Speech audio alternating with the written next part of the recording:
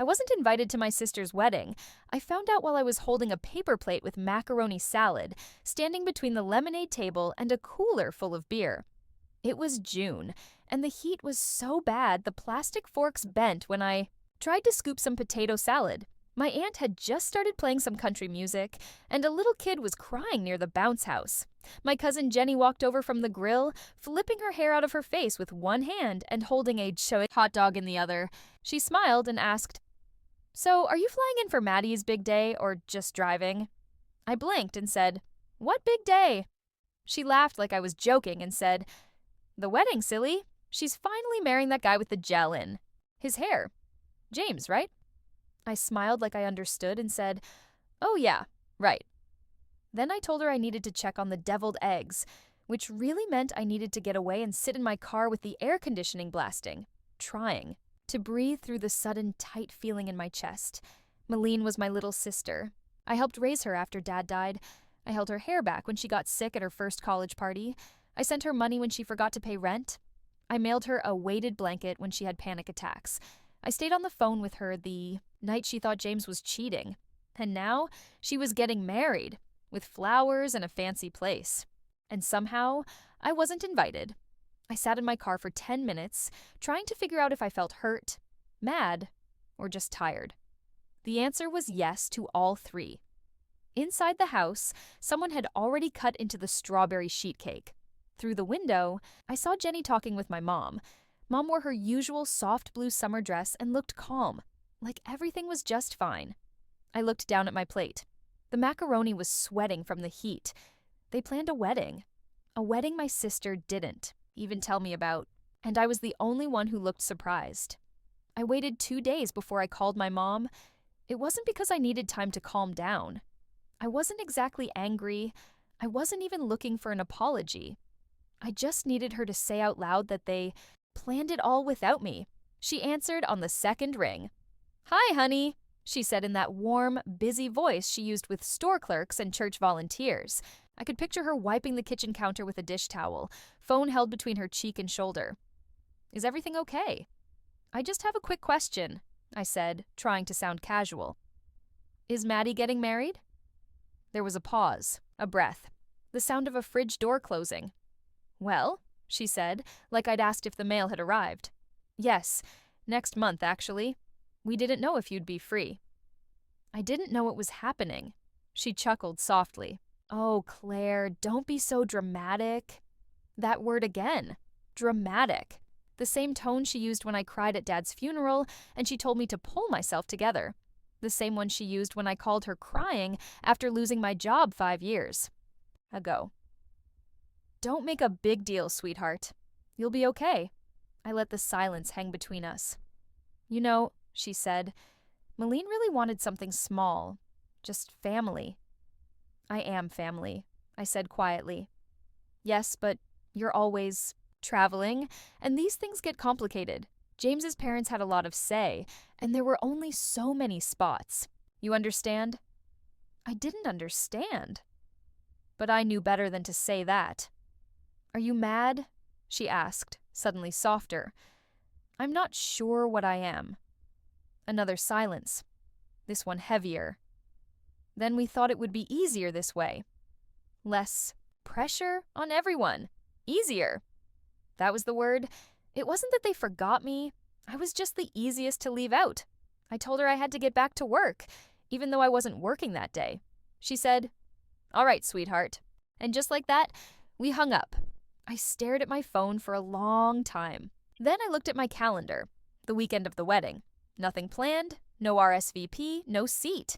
I didn't slam doors or post anything online. I didn't call Malene to ask why or write a sad message no one would answer. Instead, I bought a ticket to Iceland.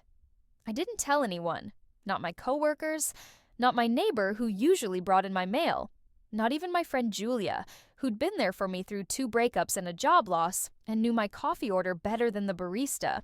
I just stopped answering. That Friday, I sent a vacation request to HR, packed a small bag, and left a sticky note on my fridge. Gone. Don't wait up. The flight from Boston to Reykjavik was quiet. I didn't watch a movie. I didn't read. On the tiny seatback screen in front of me, the flight map showed a glowing white line arcing over Greenland like a scar. By sunrise, I was standing in a small rental cabin carved into a hillside of volcanic rock, half covered with moss and heavy silence. Outside, the lake looked frozen, though it wasn't. The windows fogged over with morning breath, and the shower smelled faintly of sulfur. I loved it right away. For the first 24 hours, I didn't check my phone once. The second day, I took a walk down to the edge of the lagoon. There was a wooden bench half buried in snow where I sat until my hands went numb. I took a photo. Not perfect. No smile, just a figure wrapped in a wool coat sitting by still water beneath a pale white sky. No caption, no tag, just the image. I posted it to my Instagram story. Within 10 minutes, the scene list lit up with notifications. Malene, my cousin Jenny, my mother. No one messaged. No one said a word. I didn't expect them to. That wasn't the point. The point was that they saw me. Not at the bridal shower, not at the rehearsal dinner, not at the wedding planning brunch I hadn't even heard about, but here, in a land of glaciers and steam and quiet. For a moment, I was visible. The next day, I posted nothing. I simply lived. I drank bitter coffee from a ceramic mug and watched the fog roll in over the lake. I wrote in my journal, nothing poetic, just a list of things I don't have to do here. No small talk, no pretending I'm fine, no RSVP, no gift registry, only me and the sound of ice shifting in the wind. I knew the wedding was that weekend, though no one had spoken the date to me. I pieced it together the same way I always. Learned the things my family didn't want me to know through social media comments. My cousin Trish had posted a boomerang of champagne glasses clinking with a caption that read, "Love is in the air." Someone else tagged a boutique hotel, 2 hours outside Albany. That was enough. Saturday morning in Iceland was silver and still. I sat by the window with a blanket over my legs, watching the light slowly spread across the lake. There were no church bells, no wedding playlists, no bridesmaids giggling behind closed doors, just snow, steam, and silence. I made oatmeal and didn't check my phone. By late afternoon, the wedding had probably started. Maybe Malene was walking down the aisle in lace and sleeveless fabric. Maybe our mother was crying quietly. I imagined soft lighting, pastel flowers, filtered joy. And somewhere in the wedding photos, there would be a missing chair. Not obvious. Someone would have filled the seat or moved the rows around. But I knew where I was meant to be. And I wasn't there. That night, I posted another photo. Just my hand holding a ceramic cup against the frozen lake's backdrop. The sky was lavender, my nail polish chipped on one finger. Nothing glamorous, nothing posed, no caption. The notifications came again. Malene, Mom, 2 of her friends I hadn't spoken to in years. Still, no one messaged. Still, no one said a word. But this time, I felt it. The quiet had changed. It wasn't absence anymore. It was presence withheld. I pictured them scrolling through their phones between dances or dessert, seeing my post in a moment of pause and wondering if it meant something. It did. It meant I knew. It meant I was watching, not out of jealousy or anger, but because I once mattered here. And now I didn't. Not enough to be invited, but enough to haunt the edges of the frame. I didn't post again for 2 days. I let them notice the silence. Let them fill it with whatever story they wanted to tell themselves. I had nothing more to add. 3 days after the wedding, I woke up to my phone buzzing on the nightstand. It was barely 6 in the morning, and the sky outside was pale gray, the kind of color that makes you forget the sun ever existed. My phone kept buzzing. Messages, missed calls, more messages. At first I thought someone had died, but the names on the screen told a different story. Lindsay, Aunt Carol, Mom, then Malene's college roommate, and finally Julia, the only one who ever really told me the truth. Her message was short. No greeting, no build-up. "You need to see this." She attached a link to a TikTok video. No context, just a thumbnail showing a reception hall and something blurry flying through the air. I hesitated. I wasn't sure I wanted to open it. I wasn't sure I wanted to know. But I clicked. The video started in the middle of chaos. Shouting, gasps, movement. A bridesmaid was screaming, her voice cracking as she threw a bouquet across the room. Not in joy, but in fury. People were standing, turning, backing away. Someone knocked over a centerpiece. Glass shattered off-screen. Then the camera found Malene. She was crying, red-faced, mascara running, shaking. She yelled something, but the audio was distorted. Then a clearer voice cut through. "You were my best friend, Maddie, my maid of honor, and you were sleeping with him the whole time." The voice belonged to Rachel, Malene's best friend since freshman year. The same girl who helped plan the bachelorette party and who apparently planned to marry James herself. My stomach dropped. Another guest laughed in disbelief. "That's the maid of honor." The camera panned just enough to catch James frozen between them, hands raised like a man trying to tame wild animals. He said something no one heard. It didn't matter. The crowd had already started to move. Guests whispering, grabbing coats, gathering purses. One woman left with her napkin still in her hand. The video ended with Malene sinking to the floor. I watched it twice. I turned my phone over and stared at the cabin ceiling. The wooden beams creaked in the cold. Outside, a bird called out, a sound I couldn't name. The buzzing started again. Missed calls, voicemails, texts piling up. "No," one said it aloud, but the message was clear. "Please call me. Your sister's a mess. We need you home. Claire, please." By noon, my mom's voicemail came through. Her voice wobbled like a bad radio signal from a distant life. She said Malene wasn't eating, that the family was embarrassed, that people were talking. Not once did she say I was right.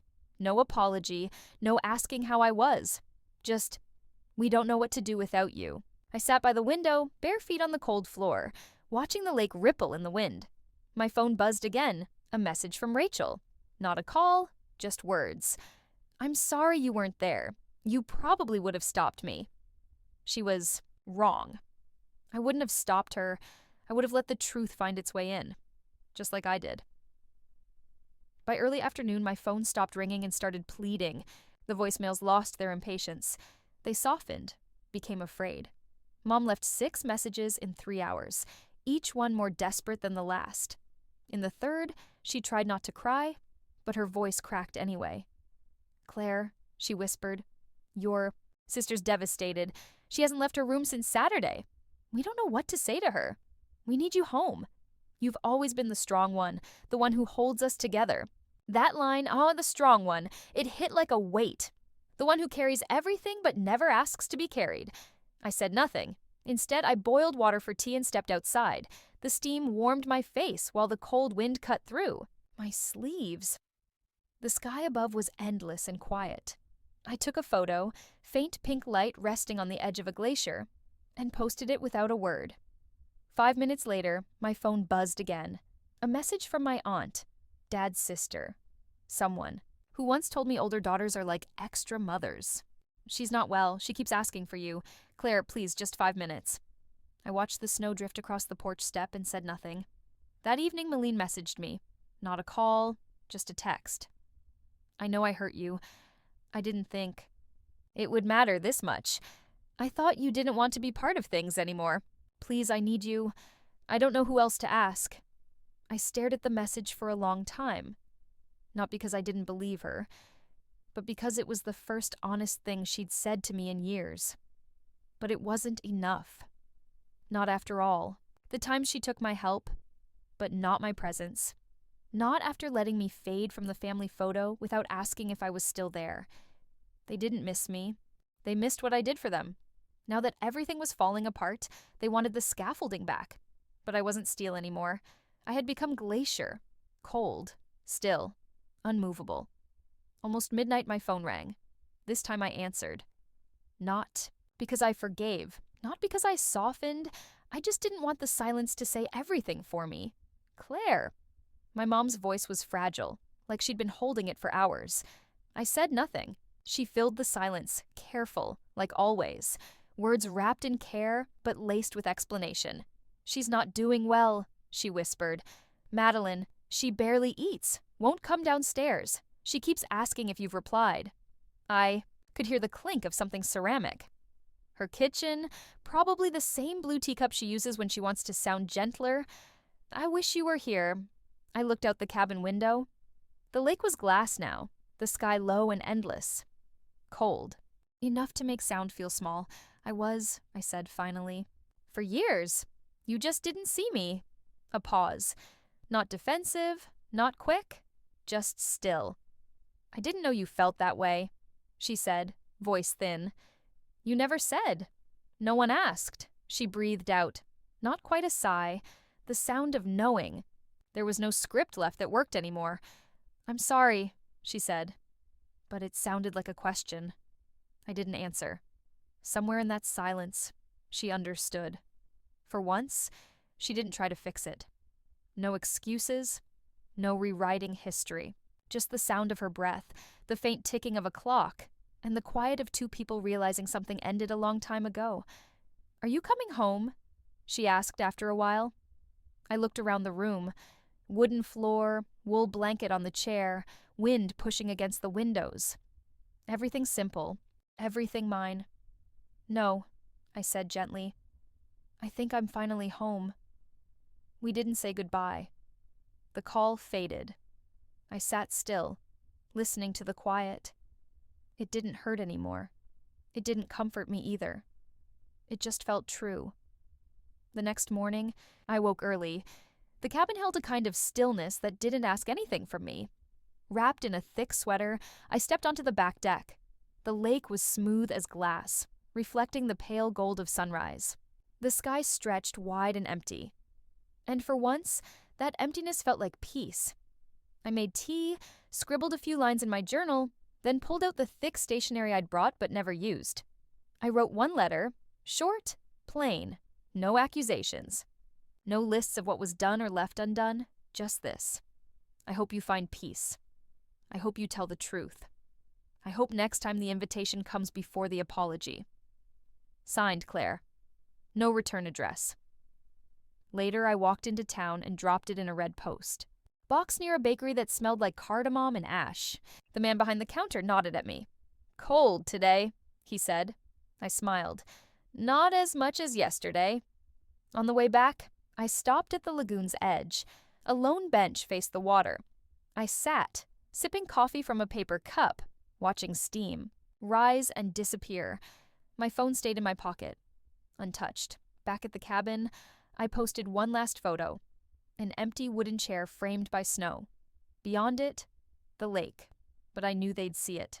Not because they followed me, because people always notice what's missing when it's too quiet for too long. That night, I didn't check messages.